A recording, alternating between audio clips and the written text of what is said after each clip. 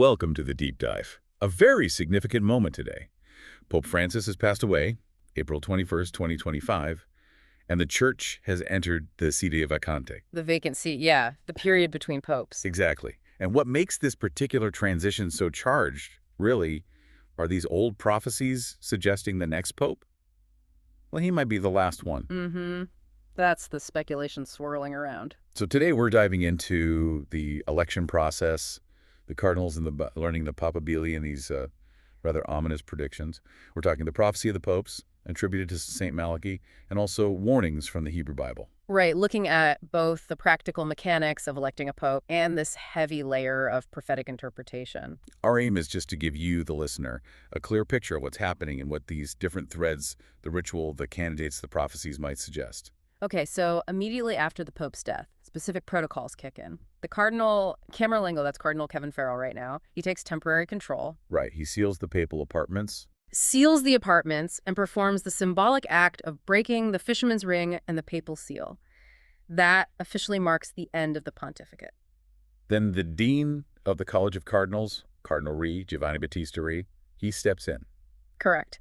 He's the one who formally summons all the cardinals to Rome. He also organizes the Pope's funeral. Which has to happen between the 4th and 6th day after death, is that right? That's the window. And Francis actually simplified some of those rites. He'll be buried at St. Mary Major Basilica, which was his wish. And following the funeral, there are 9 days of official mourning. The Novendiale, yes. 9 days. Okay, so when does the actual election, the conclave, begin? The rules say it has to start between 15 and 20 days after the papacy becomes vacant. Gives cardinals time to travel, And they meet beforehand. Yes, in what are called general congregations. They discuss the state of the church, its needs. It was actually in those meetings back in 2013 that Cardinal Bergoglio, Pope Francis, really made his mark. So who actually gets to vote? Is it all the cardinals? Only those under 80 years old on the day the papacy became vacant. Right now, that's 135 cardinal electors. And the older ones, over 80. They can join the general congregations, the discussions beforehand, but they don't vote in the conclave itself. Technically, anyone can be elected pope, right? Any baptized male Catholic. Technically, yes.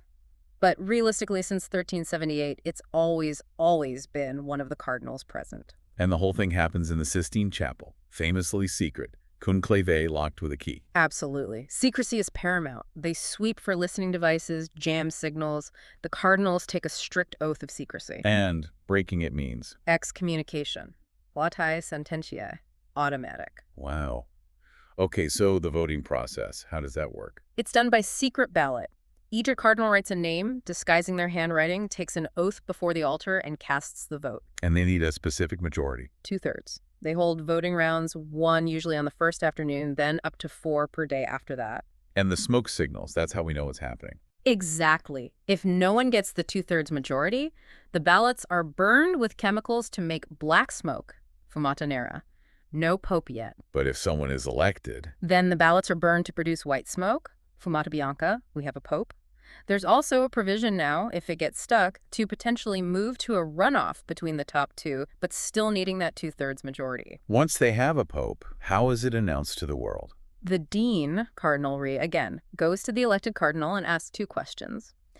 Do you accept your canonical election as Supreme Pontiff? And by what name do you wish to be called? Assuming he says yes. He says yes, chooses his name, the final ballots are burned for the white smoke, and then the senior cardinal deacon appears on the central balcony of St. Peter's Basilica. And makes the famous announcement. Annuncio vobis gaudium magnum, habemus papam. I announce to you a great joy, we have a pope. Then he gives the new pope's birth name and the name he's chosen. Followed by the Urbi et Orbi blessing. The first blessing, to the city and the world.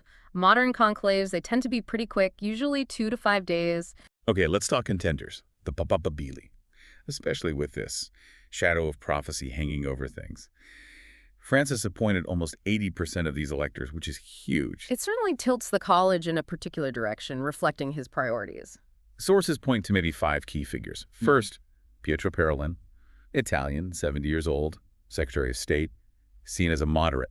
Very experienced Vatican insider, diplomat. But there was that London property scandal connection, which could be a weakness. Being Italian, though, Romanicus comes to mind for some prophecy watchers. Then there's Luis Antonio Tagle, from the Philippines, 67, head of evangelization, progressive wing. Could be the first modern Asian pope. Definitely. Represents the global south, very much in line with Francis's focus on evangelization. Some traditionalists might see him as too much of a departure, though. Next, Peter Edu, Hmm. Hungarian, 72, Archbishop of Budapest. Conservative? Yes, a leading conservative voice, strong on doctrine, but his past comments on, say, refugees or communion for the divorced and remarried have been controversial.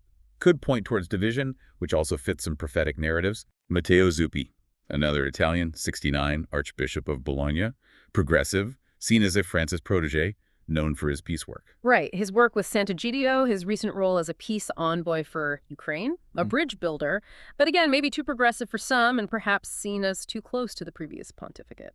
And finally, Peter Turkson, from Ghana, 76, formerly head of the Dicastery for Integral Human Development, progressive, focused on social justice, could be the first African pope. Turkson strongly emphasizes social justice, climate change, migration, key themes for Francis, another powerful symbol of the Church's universality. Okay, let's tackle the elephant in the room, this prophecy of the popes. St. Malachi, 112 Latin mottos. Sounds dramatic. What's the reality? Well, the reality is that the overwhelming historical and theological consensus is that it's pseudepigraphic, basically a forgery from the late 16th century. A forgery. How do they know? Several reasons. There are zero references to it anywhere before it was published in 1595. The mottos for popes before 1590 are strangely accurate and detailed, while those after become incredibly vague and open to interpretation. Ah, convenient. Exactly. It looks like someone writing after the fact for the earlier popes. Many think it was created as propaganda during the 1590 conclave to support a specific cardinal. So if scholars dismiss it, why does it stick around? Why are we even talking about it? Human nature, partly. We're fascinated by the future, by predictions, and people can always find ways to make the vague later mottos seem to fit, you know? There were perceived hits for John the 23rd, John Paul II, Benedict the 66th. The Church itself has no official stance, just dismisses it. And the very last one, the one in 12th, is the really chilling one. In persecutione extrema SRE sedebit Petrus Romanus. In the final persecution of the Holy Roman Church, there will sit Peter the Roman. It goes on about tribulations, the destruction of the seven-hilled city, Rome, and a dreadful judge. Yes, Peter the Roman, who will pasture his sheep in many tribulations. And when these things are finished, the city of seven hills will be destroyed, and the dreadful judge will judge his people. The end. Stark stuff. Petrus Romanus. Peter the Roman. How do people interpret that? Literally Peter from Rome. Could be. Or symbolically someone who embodies the spirit of St. Peter, or the spirit of Rome itself facing its end, or maybe a return to core Petrine principles just before the end. It provides a powerful, if terrifying, narrative. And that narrative connects quite strongly with themes in the Hebrew Bible, doesn't it? The idea of a final judgment. Absolutely. The concept of the day of the Lord, Yom Adonai, in the Hebrew prophets is central. It's not necessarily a single day, but a period of decisive divine intervention. What are the characteristics? It's often described as imminent, sudden, a time of God's wrath against sin, cosmic signs like the sun and moon darkening, widespread devastation, God acting as a divine warrior to execute judgment. You see this in Isaiah, Joel, Zephaniah. And the prophets were particularly harsh on bad leaders, weren't they? The shepherds who failed their flocks. Very much so. Jeremiah, Ezekiel, Zechariah, they have scathing indictments against leaders who are corrupt, neglect the vulnerable, feed themselves instead of the sheep, rule harshly. Like Ezekiel 34. Exactly. Those critiques provide a timeless standard for leadership, and the papacy, as the chief shepherd, is certainly subject to that kind of prophetic scrutiny.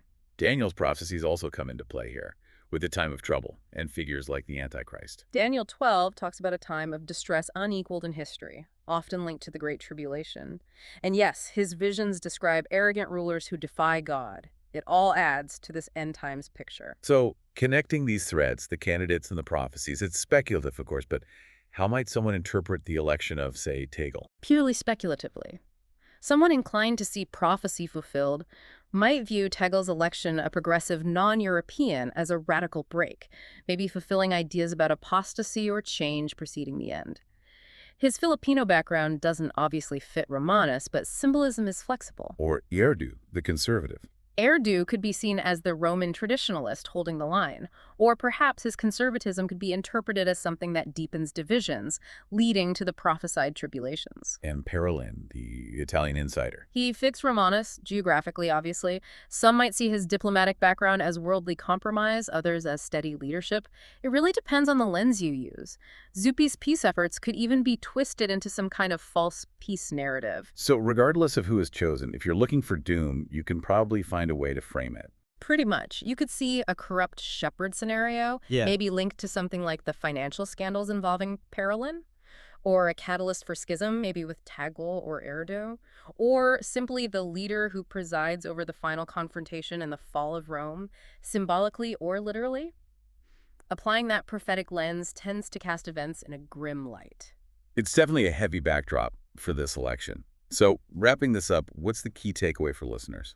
I think it's vital to remember that papal prediction based on things like the Malachi prophecy is speculation. It doesn't have historical weight. But the biblical themes are different. The biblical warnings about judgment, about the responsibilities of leadership, about consequences those have enduring theological weight, they are meant for reflection in every age. So the gravity comes from the possibility that this moment could align with those deeper ancient warnings about final persecutions or judgment. Exactly.